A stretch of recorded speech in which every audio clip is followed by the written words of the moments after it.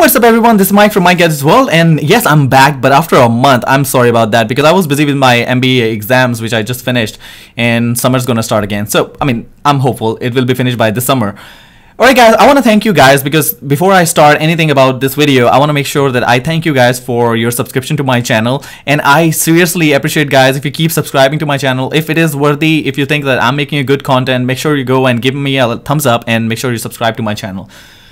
Alright, now guys, the requesting is done. I know you guys will take care of the request that I have made because I'm sure that you guys like my content. If you don't, just give me a thumbs down and leave a message in the comment section that what you didn't like so I can improve. Alright guys, so now let's talk about what is this video about. So this video is about the Xbox One X or PlayStation. If it is connected to your LG OLED TV, you should continue watching this video because it will help you out a lot. So I have the LG OLED E6P, and I want to do the proper settings because HDR mode that comes from LG by default, it has some issues, like people don't like it. So I want to get you guys through. So you can see over here that I do heavy gaming on my LG OLED TV, and I have spent about 11 days on playing this Call of Duty World War II, and I have so many other games that I play on LG OLED TV. Right now, whatever you're looking at is recorded by my camera. So if there are, if the quality is not that good, it's not directly from LG OLED TV capture. It's actually my camera is recording directly from the screen. But I try to keep the ISO and all the settings proper so that you guys could see all the settings and whatever I have done on my TV so easily. So without wasting time, now let me get you guys to the core point that I want to talk about. So by default, when you look at your HDMI inputs, one more thing. You look at my Gadgets World, that's my channel name, and also that's my Xbox gamer tag. So if you guys want to add me, you can go ahead and do that. It's my Gadgets World. Some people are like, why you have my Gadgets World as your gamer tag? Some people have like, I steal your mom and badass something Hulk or something, this kind of like, the superhero kind of, names, the gamer tags. But I want to keep it more professional so that people can recognize me if they're playing with me. That's why. Alright guys, so if you look at my Xbox input, it shows the gaming controller icon. That means that it is connected as gaming console. But what you will be looking at if you go to all inputs, by default, it's not going to be this. It's going to be HDMI icon, which people think that it's just the icon, but it's not. So I'm going to exit, and you can see that this is how it's going to look when you go to the all inputs. This is the regular HDMI icon. And the LG OLED TV sets at a really good settings if you go to all inputs and you specify that you're using a gaming console. So what happens that it does the proper tweaking and proper setting that it has built in. I can't really get into like what it is there, but it's really important. I went to so many forums also and checked it out for me, and it's been working great for me. Now if you go to all inputs and you check, you're gonna see the proper console icon, which is the controller icon. So this is the only setting you should be doing.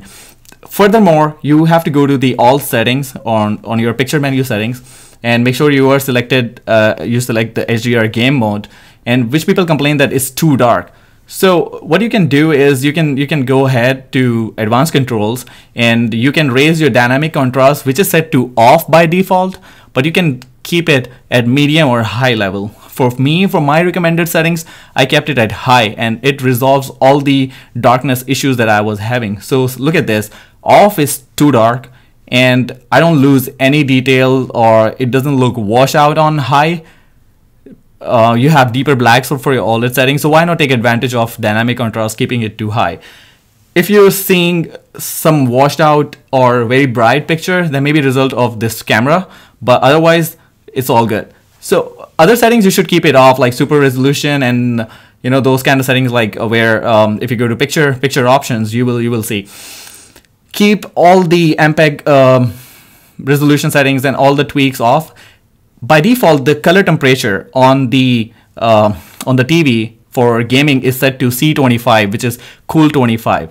Okay, you know that cool 25 has a lot of blue light, so I prefer it to bring it lower. If you're doing extensive gaming, you should keep it at lower if you love your eyes, of course, because warm colors won't affect your eyes. That's what's recommended. So you don't even need the filters or specific gaming glasses. You can just keep it to warm 20 or 25 or whatever you prefer, at least lower than like 10, or not so cool about 20-25. Keep it low. Motion eye care, these kind of things, you can keep it off because it's going to affect your gaming. Noise reduction also, you can keep it off because more processing you put on your gaming output on the HDMI is going to result in lag. So make sure all the other extra artifacts are off.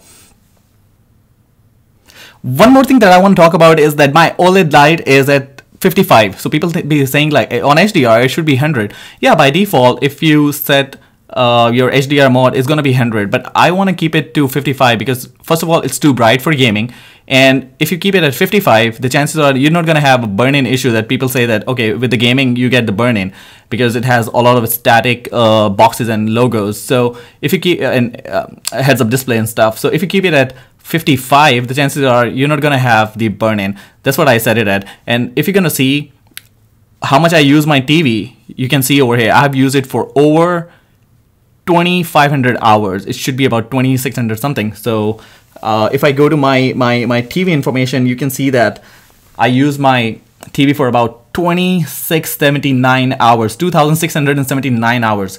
That's a lot. And you can see in relation with the my gaming stats for the Call of Duty. I've used Call of Duty itself for 11 days. You can multiply by 24 and it should be around like, you know, so many hours, like 240 hours I just spent on playing Call of Duty World War II, which just came out in November. And I got this TV 2 years back. So in 2 years, I've used it a lot.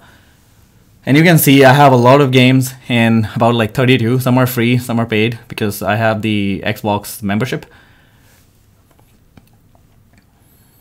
which gives me like 4 or 5 games every month. I'm waiting for another game. I'm unable to recall that game, but I think it's from Microsoft Studio.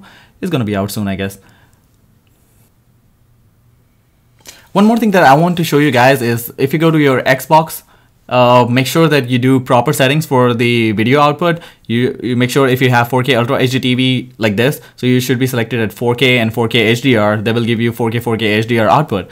And also you can go and select the pixel bit 10-bit because my TV is also 10-bit, so I can keep it at 10-bit. There's no need to go for 12-bit. And also look at the standard and PC RGB. Some people say PC RGB gives you more performance, but I don't prefer that at all, even though Xbox doesn't recommend that. So make sure you are selected as standard because you're using TV, you're not using a monitor. If you're using a monitor, you can go for PC RGB maybe, but if you're using TV, make sure you are the standard settings.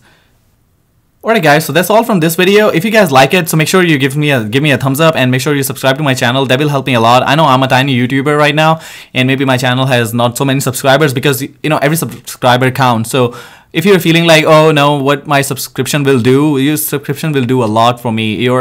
Every subscription does matter to me, and I try to keep replying all the people in the comment section, whoever replies, and I'm motivated towards making only the quality content. So make sure guys that you give me a suggestion if you don't like anything about this video, and tell me in the comment section if you like anything about this video. So guys, thank you so much, and I'll see you guys in another video. Peace out.